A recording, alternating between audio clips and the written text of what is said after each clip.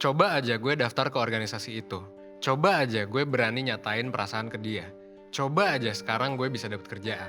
Nah, kata coba aja tadi atau kata seandainya gitu ya, itu adalah sebuah kata yang susah banget buat dipertanggungjawabkan. Karena pertama, kita nggak bisa balik lagi ke masa lalu, ya. Jadi ya kata seandainya bakal tetap jadi kata seandainya gitu. Yang kedua, kita juga nggak bisa beneran tahu apakah kalau hal yang kita andai-andaikan itu ya bakal berdampak baik atau buruk gitu kan. Ya kita nggak bisa tahu gitu kalau misalnya kita nembak si cewek itu kemarin, apakah hubungannya bakal oke. Kalau misalnya kita lolos gitu SBMPTN, apakah misalnya pengalaman kita bakal bagus. Nah kayak gitu ya. Coba bayangin gini, seandainya lo 30 kali ditolak ngelamar kerja, terus lo ngelamar ke KFC bersama 23 orang lainnya, dan lo adalah satu-satunya orang yang ditolak, apakah itu akan selamanya menjadi nasib buruk buat lo? Well, jangan-jangan ketika lo ditolak, itu malah jadi awal mula karir lo dengan bisnis baru. Nah, kisah ditolak lamaran kerja tadi, itu sebenarnya adalah kisahnya Jack Ma, pendiri Alibaba yang merupakan salah satu perusahaan terbesar di Asia. Bayangin kalau misalnya Jack Ma ngerasa yang dia alami sebelumnya itu nasib buruk, kira-kira apakah dia kepikiran buat mendirikan Alibaba? Well, nggak tahu ya. Tapi let's say kalau misalnya Jack Ma itu keterima di KFC, apakah dia juga akan bikin Alibaba? Well, kita nggak akan pernah tahu ya. Nah, makanya kali ini gue bakal ngebahas tentang nasib dan gimana kalau misalnya selama ini bisa jadi hal yang menurut lo adalah nasib buruk, itu mungkin nggak selamanya buruk. Kayak pengalamannya Jack Ma tadi, dia ditolak kerja, tapi akhirnya dia bikin perusahaan terbesar di Asia. Nah, makanya lo simak video ini sampai habis, supaya lo bisa dapat keseluruhan insight-nya.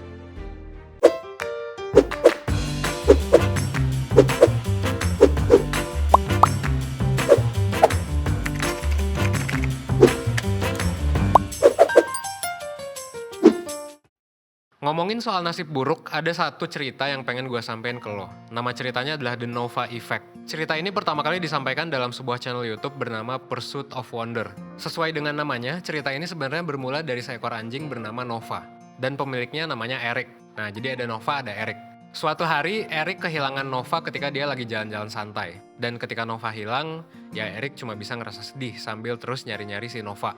Dia nyari anjingnya tuh kemana, gitu kan. Hingga pada suatu pagi, ya Eric tuh bangun tidur untuk membuka ketukan pintu di rumahnya. Di situ ia melihat seorang perempuan cantik namanya Vanessa. Dia datang ngebawa Nova pulang. Dari situ dia mulai mengenal Vanessa dan semakin hari semakin dekat sama dia. Yang akhirnya mereka memutuskan buat jadian, gitu. Dan dalam perjalanan menggunakan mobil buat jemput Vanessa untuk kencan, Eric ternyata mengalami sebuah kecelakaan yang bikin dia harus menjalani CT scan untuk memeriksa cedera di bagian kepala.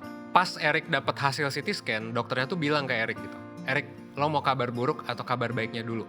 Setelah mikir keras, Eric ternyata memutuskan untuk mendengar kabar baik dulu. Dan dokter menyampaikan bahwa ternyata ditemukan sebuah tumor di dalam otak Eric, dan kabar baiknya ya ditemukan sebuah tumor di dalam otak Eric. Kenapa itu jadi kabar baik dan kabar buruk? Karena menurut dokter, ya tumornya kebetulan belum ganas dan bisa disembuhkan dengan operasi. Beberapa hari setelahnya, operasi pengangkatan tumor pun ya berhasil dilakukan. Dan Eric jadinya sehat. Nah, kalau kita ngomongin soal nasib tadi, apa sih insight yang bisa kita ambil?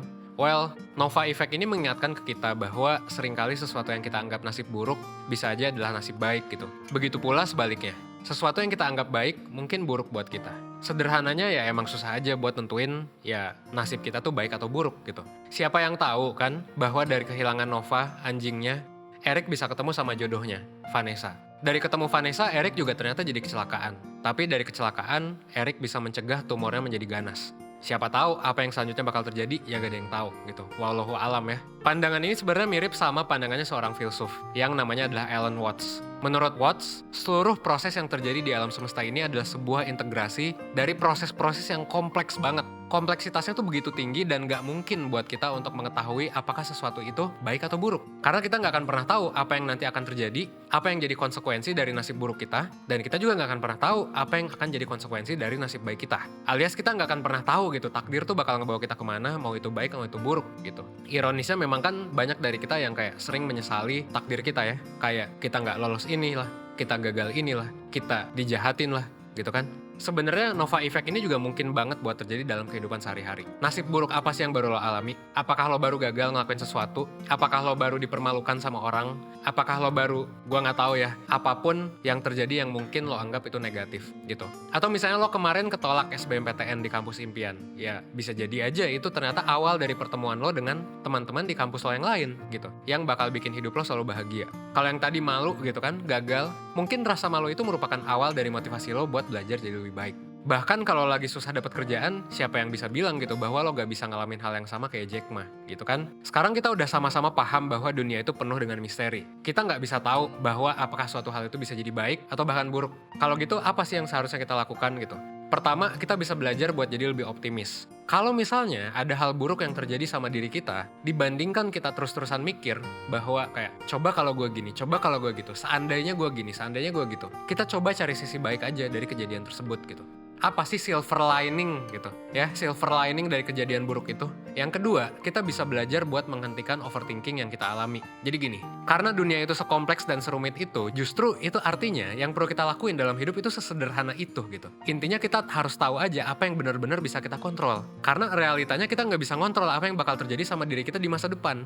So, fokus aja sama apa yang ada di depan mata kita, hidup untuk hari ini, hidup untuk hal yang benar-benar bisa kita kontrol gitu. Salah satunya adalah usaha kita sendiri. Di video sebelumnya, gue udah pernah bahas gitu kan, gimana mindset kayak gini bisa mendatangkan keberuntungan. Karena pada dasarnya keberuntungan itu ada rumusnya gitu. Dan kita punya peran yang cukup besar untuk mendatangkan keberuntungan tersebut. Well, meski tadi gue bisa ngomongin cara buat selalu optimis dan gak overthinking dengan mudah gitu ya. Gitu kan, tadi gue ngomong mungkin, oke, teorinya lo harus 1 kayak gini, 2 kayak gini. Tapi prakteknya mungkin bakal jauh lebih susah. Mungkin memang lo belum terbiasa buat ngelakuinnya, atau mungkin lagi ada masalah yang belum bisa lo pahamin.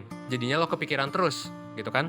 Ya, tapi itu wajar. Ya karena apa? Karena kita nggak pernah belajar tentang hal ini di sekolah, gitu kan? Kita selama 17 tahun, 20 tahun sekolah, kita nggak pernah belajar tentang hal-hal kayak gini. Nah, tapi kabar baik buat lo ya, itulah alasan kenapa 1% ada. Dan itu juga alasan kenapa dalam waktu dekat kita bakal ngadain yang namanya webinar. Nah, webinar ini adalah salah satu layanan 1%. Jadi, di tanggal 5 Desember nanti kita bakal ngadain webinar mengatasi kecemasan dan overthinking terhadap masa depan, gitu. Jadi, ini bakal diadain dalam waktu dekat, dan webinar ini bakal dibawain sama siapa?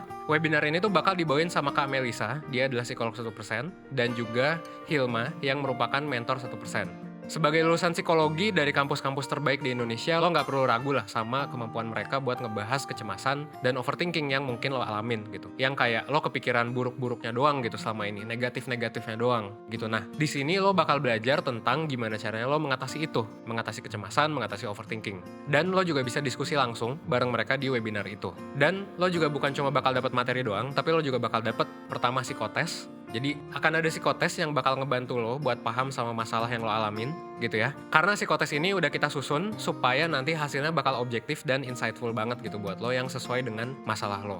Selain dapat psikotes, lo juga bakal dapat worksheet yang memang bakal lo dapat di akhir sesi webinar. Jadinya lo bisa fokus tuh buat ngerjain sesuatu, buat fokus ke hal yang bisa lo kontrol, supaya lo bisa mempersiapkan diri dalam mengatasi masalah-masalah kecemasan dan overthinking yang lo alami. Worksheet ini tuh bakal didesain sesuai dengan masalah yang lo alami dan isinya bakal ngarahin lo buat ngelakuin usaha untuk mengatasi cemas dan overthinking. Lo juga bakal tergabung ya nanti di sebuah grup chat di mana ada pemateri, ada peserta, ada mentor juga yang bakal diskusi selama 3 hari gitu. Buat ngediskusiin progres tugas lo kayak gimana, atau mungkin kalau ada pertanyaan setelah sesi webinar ya lo bisa tanyain ini gitu. Di sini lo bisa manfaatin nih buat cerita, buat nanya-nanya, dan buat baca-baca aja sih kayak pengalaman orang lain kayak gimana. Kalau ada yang nggak dipahami ya lo bisa tanya juga kan di grup itu. Nah kayak gitu sih. Buat info lebih lengkap ya, lo langsung aja klik link yang ada di deskripsi. Kebetulan hari ini, karena sekarang hari gajian ya, ketika gua ngepost video ini, ada promo spesial yang bikin harga webinarnya turun dari 150.000 jadi 125.000 gitu. Kalau dibanding sama webinar selanjutnya, gimana cara manajemen waktu, gimana cara lebih produktif, lo bisa dapat 2 webinar dengan harga cuma 175.000 gitu. Nah langsung cek aja, silakan baca-baca dulu aja di link yang udah gua taruh di deskripsi, karena lo cuma bisa dapetin diskonnya dari sana gitu. Atau langsung buka aja website 1%.net. Nanti ya kalau misalnya tertarik tinggal mesen gitu. Nah, biar seru dan nggak gue doang yang cerita, gue pengen lo cerita juga tentang pengalaman Nova Effect versi lo gitu. Mungkin lo punya pengalaman nih yang awalnya lo kira itu nasib buruk, taunya malah ngasih dampak baik. Nah, silakan sampein aja di kolom komentar biar nanti lo bisa menginspirasi orang-orang yang lain dan mungkin kita bisa diskusi gitu kalau misalnya ceritanya menarik. Akhir kata, gue pengen lo inget perkataan dari Dalai Lama, yaitu inget bahwa nggak ngedapetin apa yang lo pengen itu terkadang adalah keberuntungan yang mungkin luar biasa gitu. Semoga video ini bisa ngebantu lo ya, dan ngebuat lo belajar dan berkembang, seenggaknya 1% setiap harinya. Sekian dari gue Evan dari 1%. As always, gue tunggu lo di webinar 1%. Oke? Thanks.